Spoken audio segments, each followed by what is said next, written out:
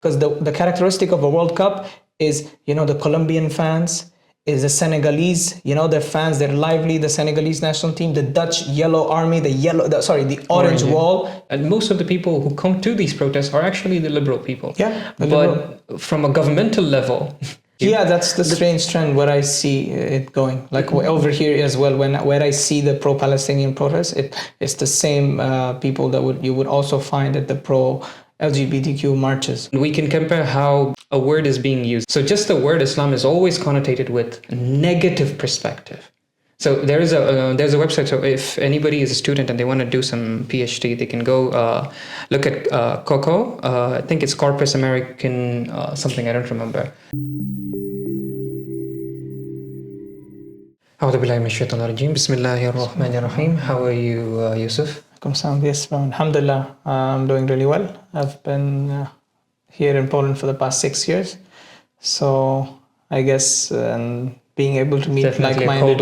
Cold weather, yes. And definitely being able to meet like-minded Muslims like you is always positive and gives us a way to keep going forward and stay firm with our beliefs. I mean, Jazakallah khair. I mean, of course, you're doing much better job interacting with non-Muslims. And anyway, a little bit about yourself. Let us know what you do and who are you and stuff.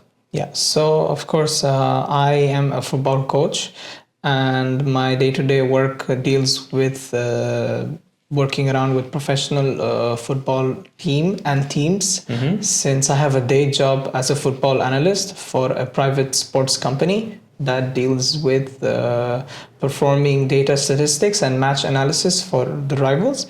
And on the other hand, I am also an assistant coach in a Polish Premier Futsal club over here, because I have a UEFA B coaching license, which allows me to be professional coach full-time. And you've been doing this since 2021. 2021. Yeah. So it's almost 3 years, right? Yeah. Okay. And do you like what you're doing right now? Well, I would say that there is no better place where I find myself being able to deal with every kind of challenge, because this is the only place where I'm able to find the answers by myself, and being able to find a lot of the answers easily whenever I'm faced with a challenge. Definitely this year has been quite difficult because our team is not doing well, and that's also because we're in a transition phase. We've been losing a lot of players since the past couple of years to bigger and richer clubs. Okay. As you know, we're in Warsaw, so we have Legia, which is the biggest club in Poland, and we are the second biggest club in the city. So definitely so they're buying your players out. They will buy the players that we grow, the players that we invest in, and that's how it works. Because of course you cannot stop a boy who grew up in Warsaw to stop playing for the club he always dreamed of playing for. That's true. So that's true.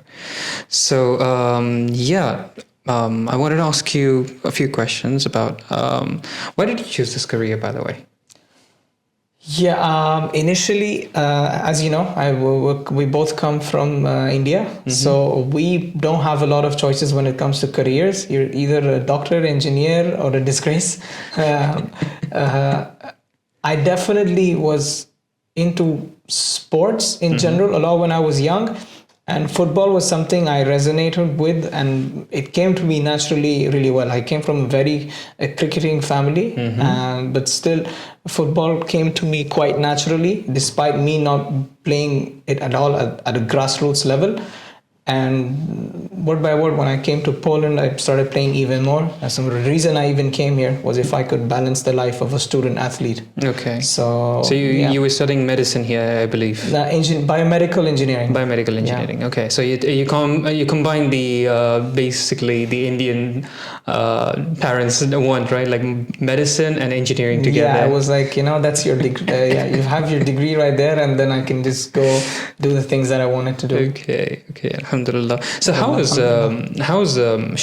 football shaped you? So far, you've been teaching about 3 years now. Yeah. And how has teaching foreigners and football in general, how has it shaped you? Definitely teaching football has shaped me in a way where I understand that there is a difference between where some people have to just play the game as it was, as a sport, the way people love it. And then there's also the way you have to be a student of the game, where you have to teach them the reasons why the professionals are professionals, why the top level is the top level, why why there is a possibility that the World Cup includes a plethora of 200 plus players, and the Football World Cup, which is the biggest sporting event in the world, and it includes 200 athletes, and they are 1% of the entire people who even want to be there. So just to help them understand how they can be there, what are all the aspects that it takes to reach and be and perform at that level, because I'm pretty sure all of us these days, with the media, the internet, and the TV, I don't think there's any corner of the world where nobody dreams to play in the Champions League or in the World Cup. And but that is for your students. I'm talking about yourself. How has it shaped you? How has the football world shaped you?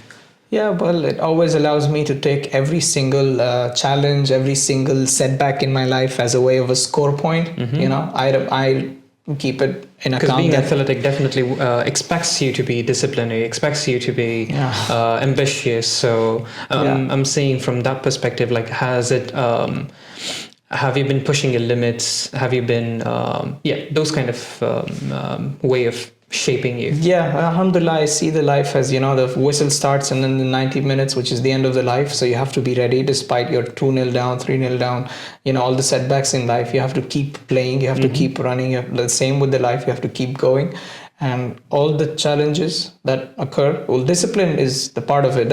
I think that's the basic necessity these days. I don't think we would understand what the motivation takes you just really as far as you can go, but discipline it's more is like a booster. Yeah, just a booster. But discipline is what runs the engine. Discipline is what takes you the whole way. Without discipline, you will never reach the pinnacle of any field. In sports, it's a lot more. I think it's also about being resilient and patient. Patience is really important. You have to be ready to suffer.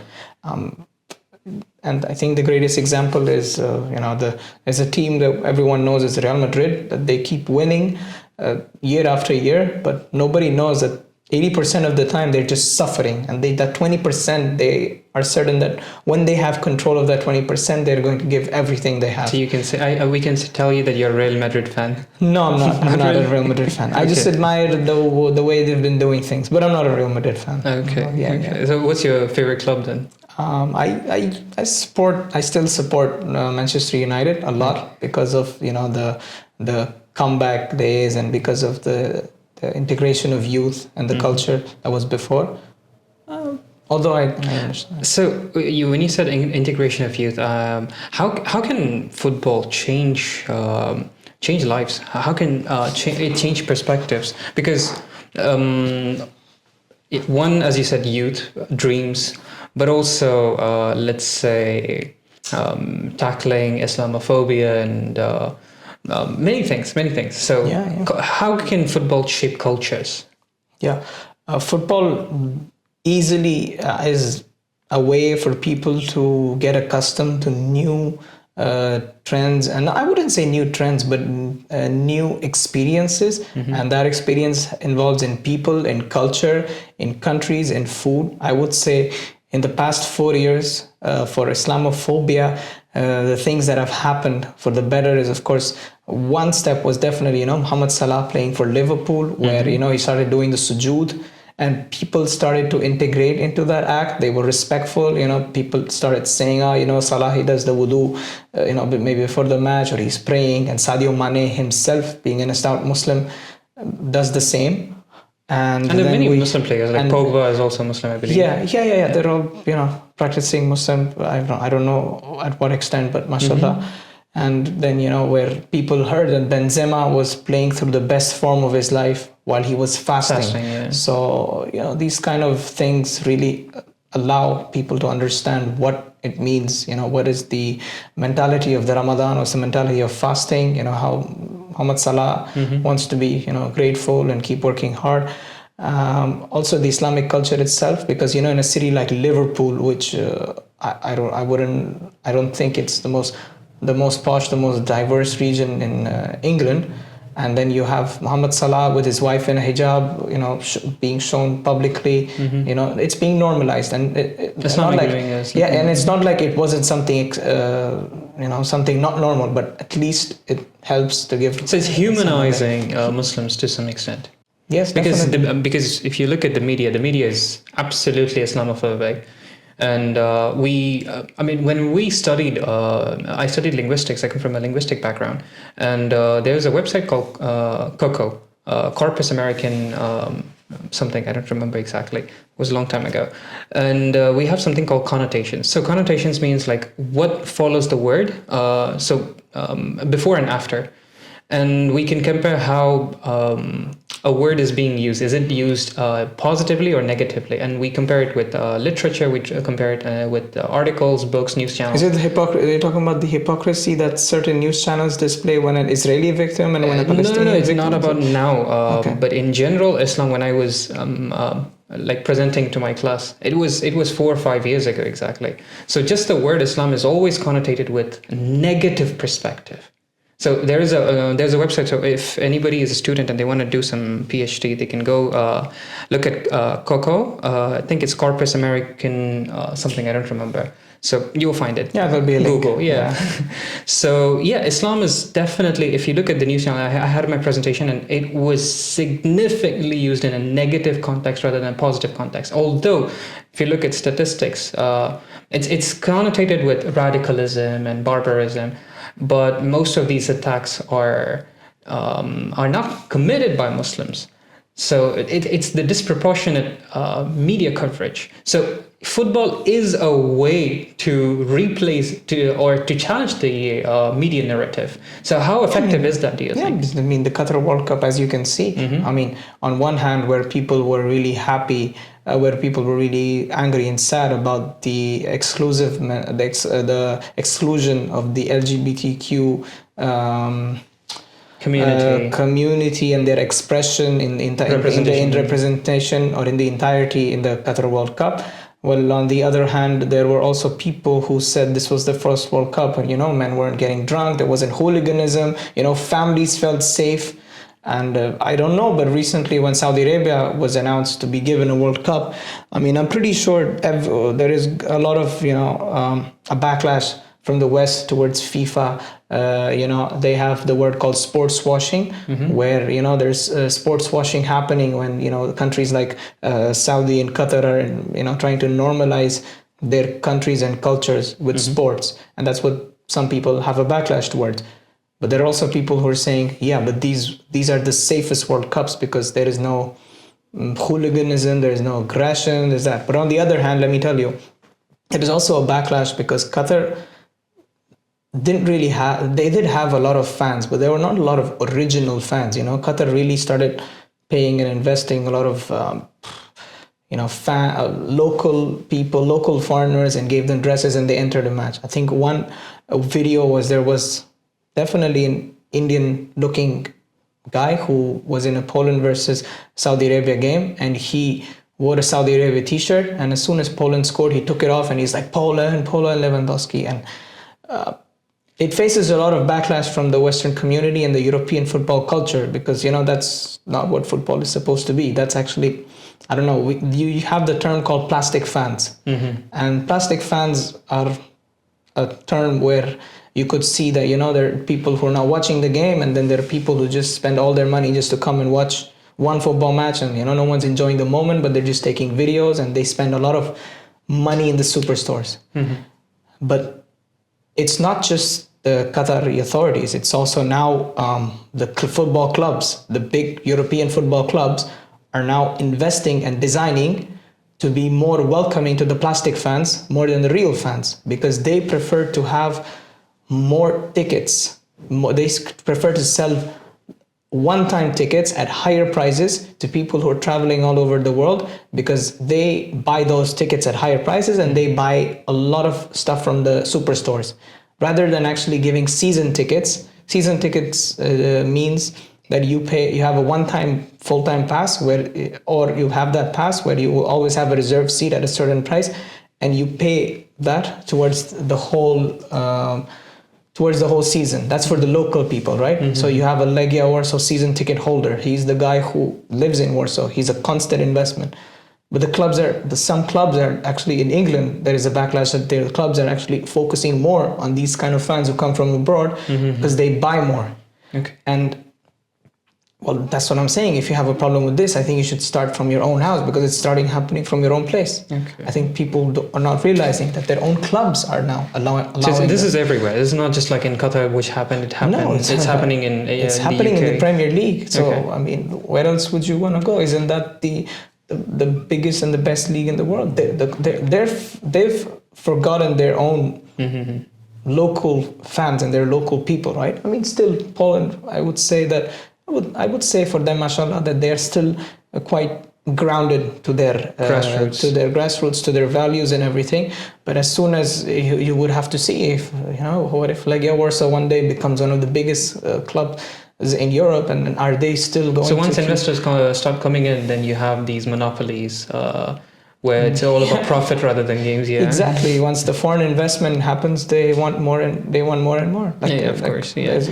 So, I mean, coming back to actually the culture, football culture representation, because you brought up the topic of Qatar, and we saw the backlash from the West against LGBTQ community representation in Qatar, and they had their values. Qatar had its values, but these same people, when these Europeans, especially we saw in Germany, the gesture that they showed in Qatar, like to represent the rainbow community with their hands on their mouth.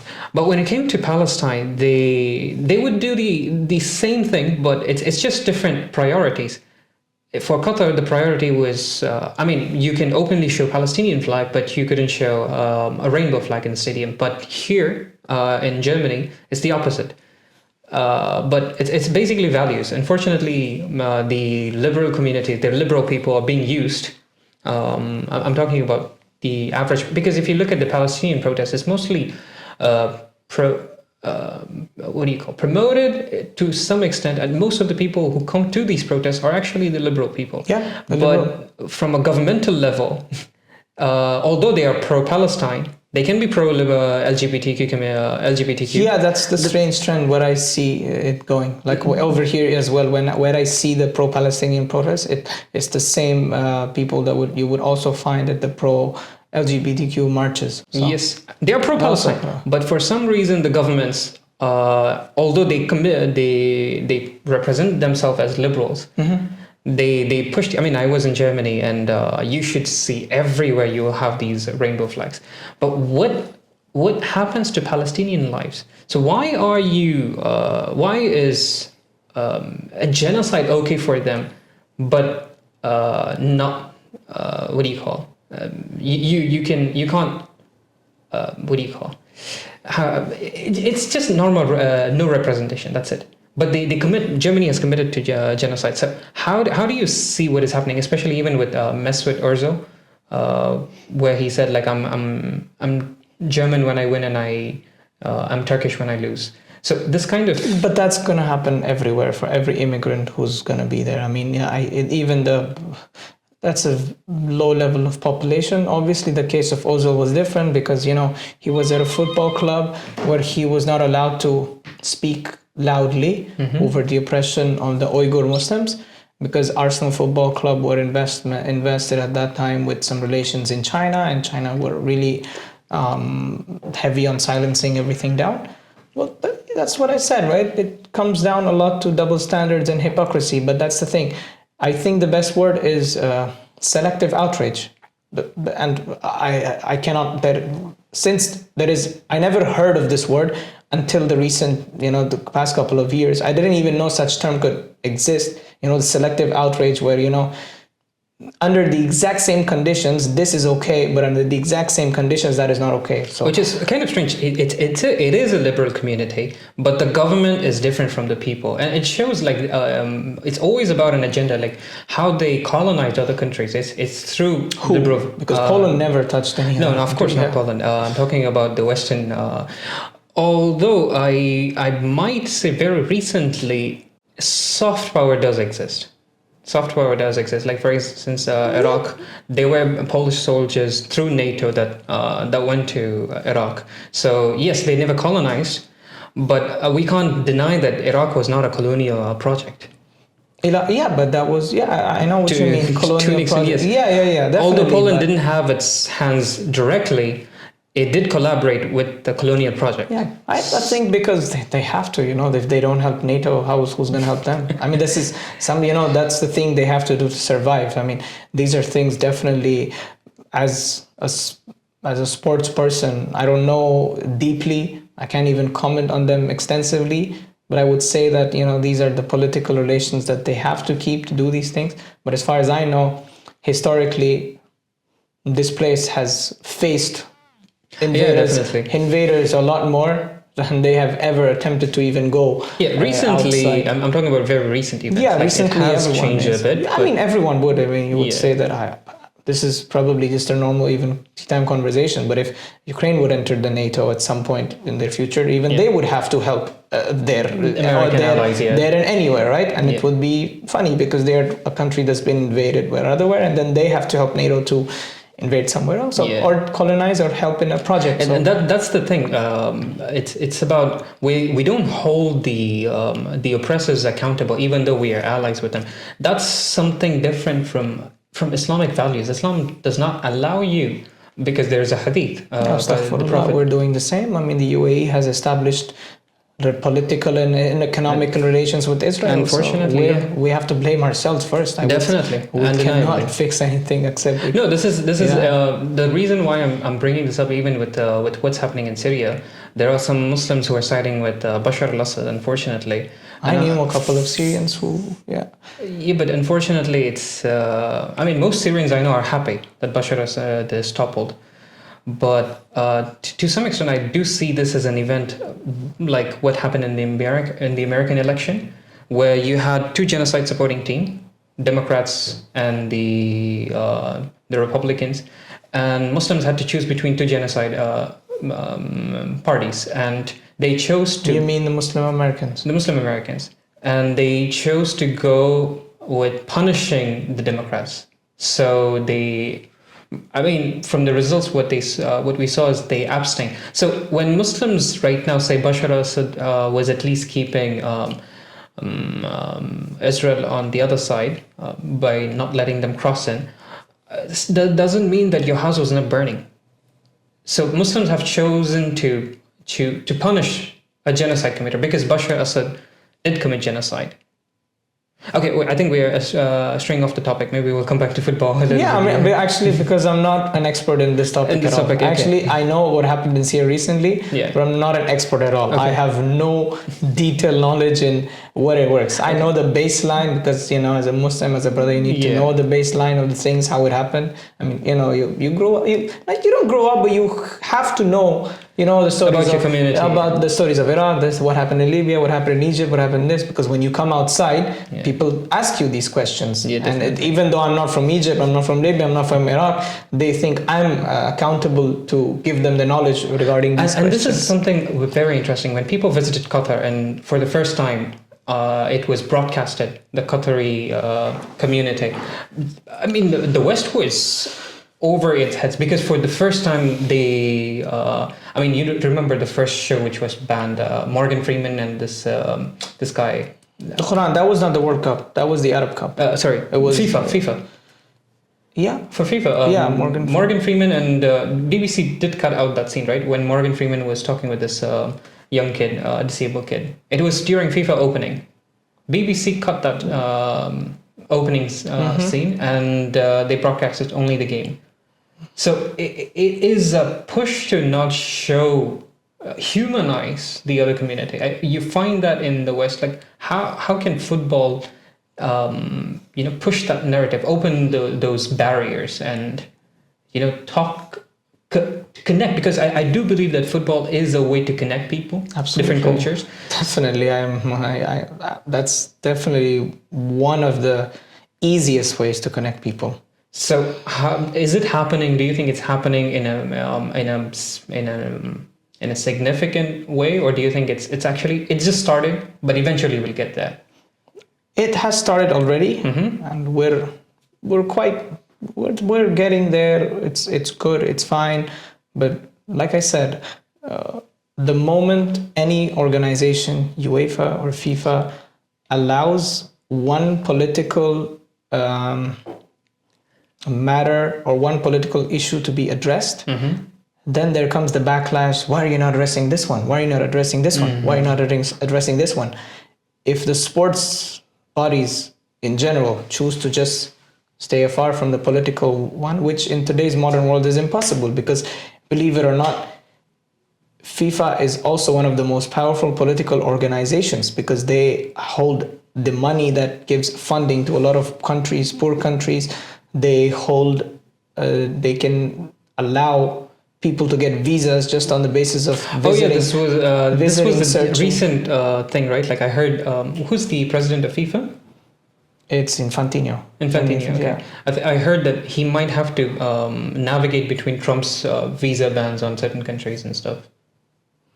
Because 2030, I think US is holding the World Cup. Yeah, he has to. Yeah, because if certain countries qualify, yeah, definitely, right? Yeah, because but then it'll be funny if Iran qualifies to the World Cup. I don't know which countries are under his ban list. Not ban list. I think limiting list, right? He's restricted the amount of people that come from certain countries. Before in his previous period, yeah. Now it's a ban. I mean, they lifted. The Democrats did lift it, but I don't know. He might put new countries now. He might sanction new countries and he might ban. Yeah. I mean, that's between them and what they have to do, and then definitely that's between FIFA, right? Because, like I said, I mean, if there's the same backlash where Qatar had that backlash with so many things, if the US doesn't allow certain people to enter, then you could. FIFA would have to support the US, because FIFA supported Qatar at that time, right? I mean, they were, I am Qatar, today I'm Qatari, today I'm this, today I'm that. There was a speech by Infantino. And to respect the law of the land. And if he's there in US, he has to do the same thing, the law of the land. Yeah. And we as Muslims are told to follow the law of the land, the land where we're in. So with the backlash that Qatar had, now US has committed a genocide. It has committed. We cannot say to support it. No, it has committed the genocide. They supplied the weapons. Do you think there would be a backlash against the US for holding FIFA? Because Canada and Mexico are there. Maybe they can just hold most of these games. And do you think there might be a backlash? I mean, the entire world knows what happens. Everyone knows how the world works, and but when it comes to certain countries, Russia was, I don't know, it was Russia. It is still banned. Russia is still banned, outcasted from the football world, from football in general. Football, yeah. FIFA, but also Olympics as well. From football as well. So why not?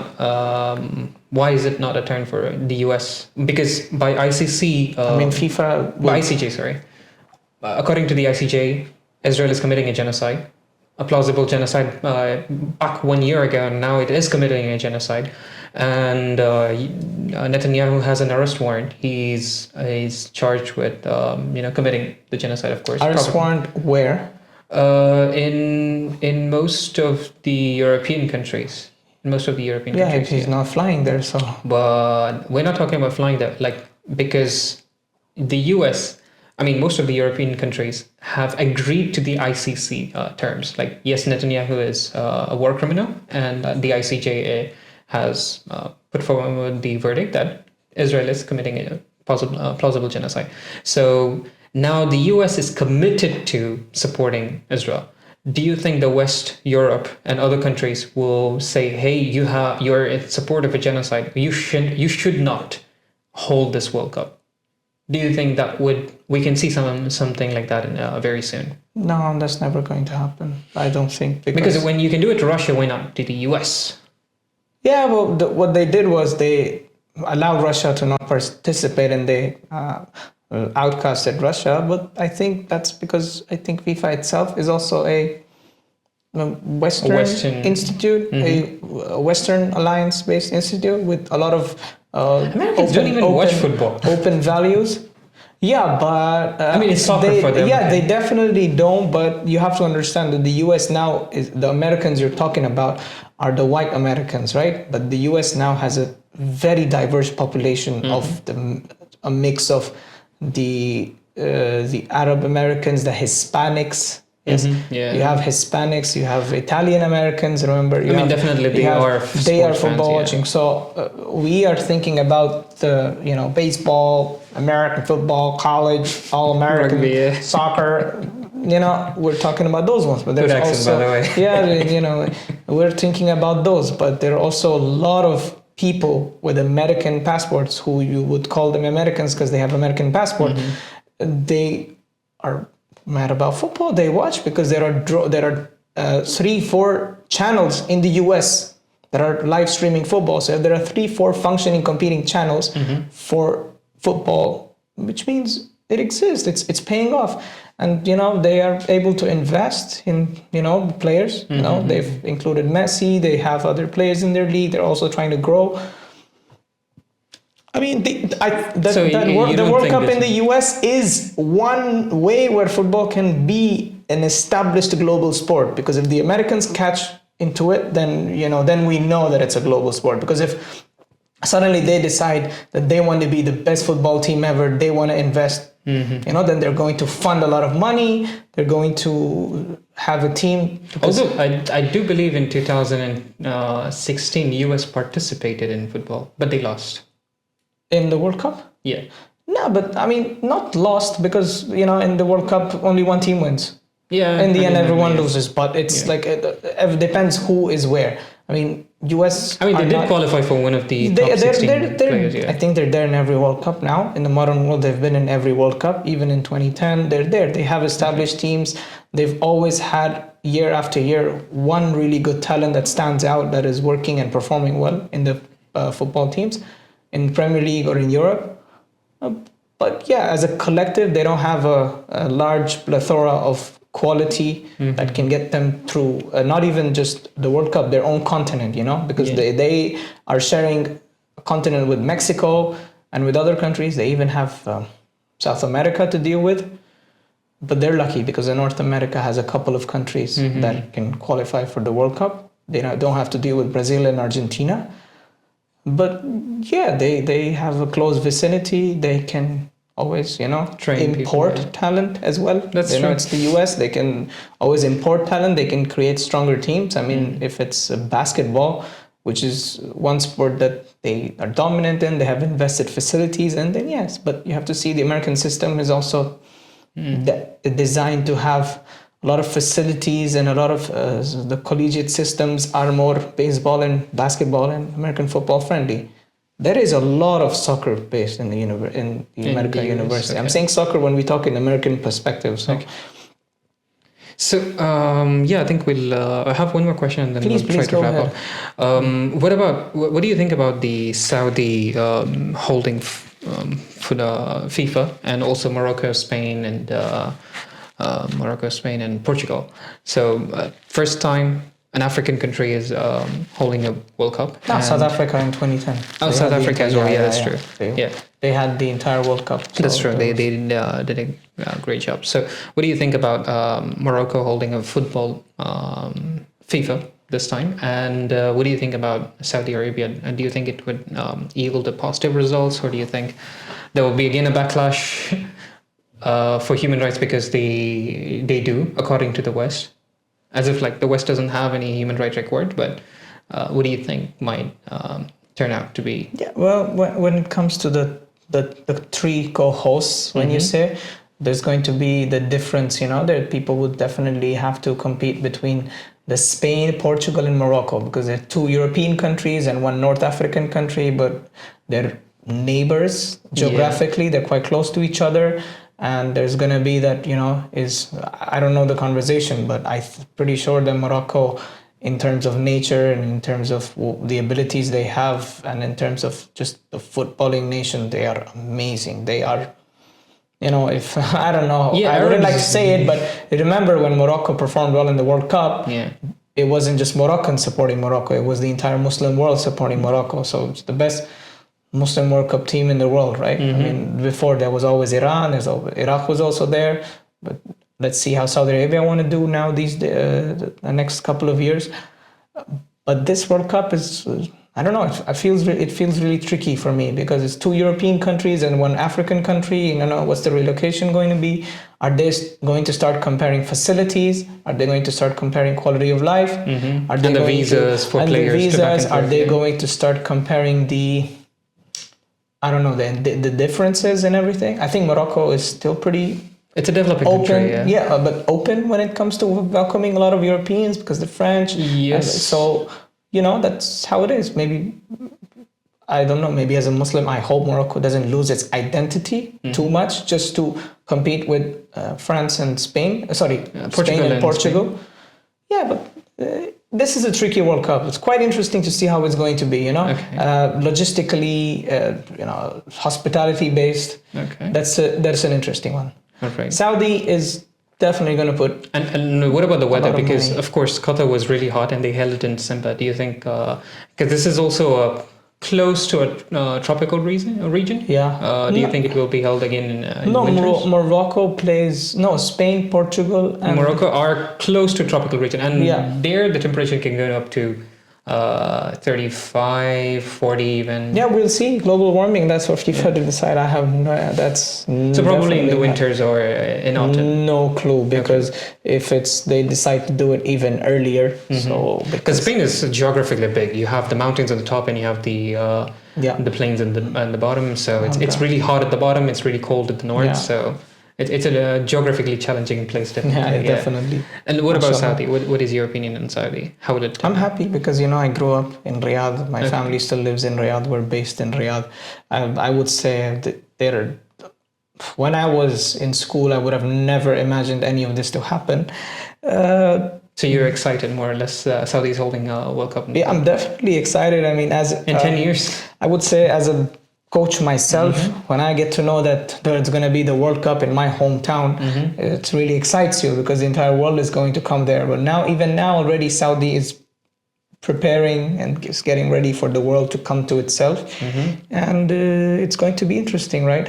What's it going to be for us as Muslims in general? And, you know, how are we going to be able to represent ourselves, because Saudi Arabia is the same place where there is Mecca and Medina, the closest holy sites for the religion. So it depends on how welcoming. Do you think Saudis they might how follow? Hospitable Saudis are.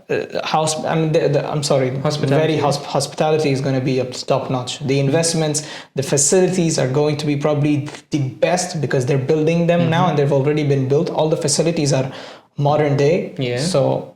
Do you think they might take inspiration from Qatar World Cup a lot, or do you think it would be it would definitely be like, you know, they might just take their... They have an advantage because they're a lot bigger country than Qatar. Qatar had to work around with their small geographical region. It would be easier for Saudi to hold this, but for Qatar probably even easier because everything was nearby. It depends how, because there's still regions in Saudi. I'm speaking from a cultural perspective, cultural representation, because for first time you had Qatar people getting to know an Arab culture that is broadcasted live. I mean, of course, Europeans have been traveling through the Middle East, the Gulf countries, but it's mostly Dubai.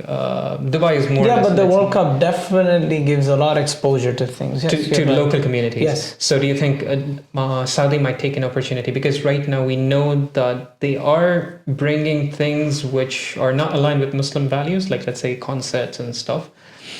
Do you think they might adapt to the European values, or rather push back to the Western values and represent their values, what they have to bring to the table? I think... How do you think they might change? Because at the last minute, Qatar did say no alcohol. The very last minute. Yeah. So do you think Saudi might play out something like that? That's what I'm asking you. Like, to represent their culture rather than accepting the European culture. Because Qatar did that to some extent. I'm not saying they didn't have alcohol. Of course, they did have alcohol in loungers or like selective areas. So yeah, they did. They did. It was just not in the stadium. So do you think Saudi might also learn from that model, or like pick up? Because of course, Qatar had this what do you call negatives, but like Saudi, do you think they might improve and they might push back to show? Because I did feel like Qatar for the first time when you saw Muslim world happy that Qatar was hosting this Absolutely. this football thing. So maybe it's because we are being represented. So do you think Saudi might do that same thing? That's where I'm coming from. Yeah, honestly, I have no idea what it's going to be because definitely, mashallah, Saudi with the resources and the people, just to keep in mind that this generation of Saudis there is a lot of there is a huge plethora of the young Saudis who were under the King Abdullah scholarship, who went abroad and now they're coming back to live and invest, and they're working at all the top positions in Saudi. So these are Saudis who have gone to the West, they've lived and they've come back home.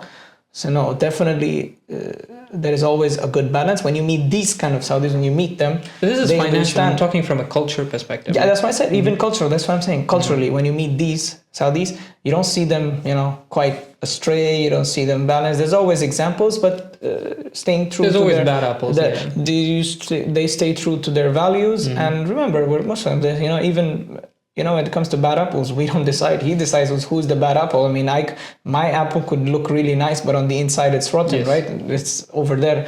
It's up there where all the decisions are happening. Alhamdulillah. Because we have the example, right? Yeah, because there was an example where the prostitute fed the dog with her shoe, water, and alhamdulillah. God forgave her, yes. Yeah, and this is the things that we never know who is how. And alhamdulillah, I think that's what we have to keep remembering. Because definitely. If it's, I don't know, because if it's the same Saudi culture that's, I don't know if they're having concerts, but it's the same one that's investing so much money in Hajj, and they're making Hajj as it's becoming a global event, because every year Hajj gets more and more difficult to perform because the amount of people. Yeah. And they have to accommodate that, and alhamdulillah they have their own criticizing resources. for concerts. I'm particularly saying would there be a place for Saudi culture, or because Saudi culture is to an extent golf culture. Yeah, but they will definitely show their own culture. The stadiums are that way. Qatar made a stadium that was like a tent. They had a stadium that was like a shell. Saudi was definitely going to have a stadium that's going to show it's not just about the stadium buildings, architecture. The old civilization, the balad of Jeddah. They're going to show it, and then definitely they're going to show and express the Hijazi region. There's going to be, an expression of the Saudi hospitality with the people, exactly, But the thing is, like I said, this is my personal opinion, and this is not to offend anyone, but I didn't like the fact that there were. And alhamdulillah, football is a global sport, and everyone deserves the right to support whoever they want and everything. But the plastic fan culture, where which I know that the Europeans frown upon, because they see because that I wake up, my father is supporting Legia and I will be Legia for life. And for them, when you see the situation where there's an Indian who just wears the Polish t-shirt and then changes to a Saudi one or something like that, I myself don't like it. It's a little bit of I don't know how to say it. It's a hypocrisy. Choose your flag, choose your legion, choose who you want, and stay loyal to that, right? Yeah.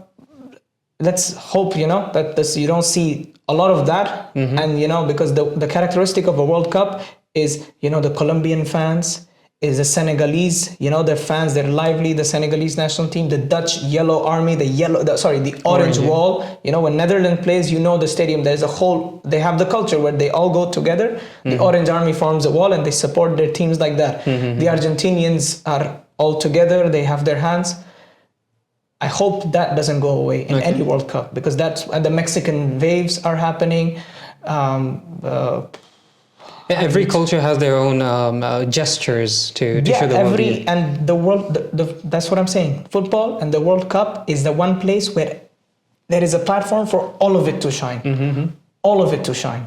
And that's what I hope can happen, because not that they will be oppressed, because I think even the Japanese are quite they're quite expressive with their banners and their fans, and then they clean the entire place, so I hope we see all of that in every World Cup, despite where it's held. It doesn't matter whether it's in Saudi or everywhere, because like I said, no, it's a place for cultural representation, so that's why. Yeah, but it's also a place for all of them to come. You know? When the Netherlands play, it's an interaction between cultures. If the Netherlands play in Riyadh, I would want to see the orange wave of just going over there. I was like, wow, you know.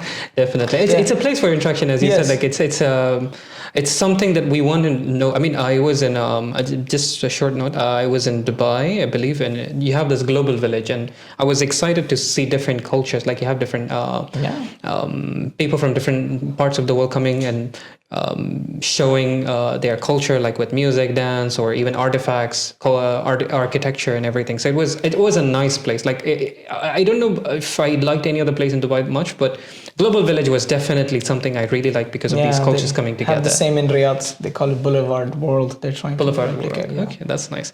So I think we'll conclude here. Jazakallah khair. Barakallahu feekum. So thank you very much, Yusuf. Inshallah, if anybody wants to contact you or anything, do you want to share your contact, or let's say they want to learn from you how to play football or something, are you willing to do that? How to get a coach, or how to I'm not the best guy to learn how to play football, but just the lifestyle that I had, you know, how to get in as a Muslim or as. So if you want to share, you can share your email address or your Instagram. You drop it down on the. I'll give you my email, and that's fine. That would be great. Yeah, all right. Perfect. Jazakallah khair, bro. Assalamu alaikum. Thank you very much. Assalam.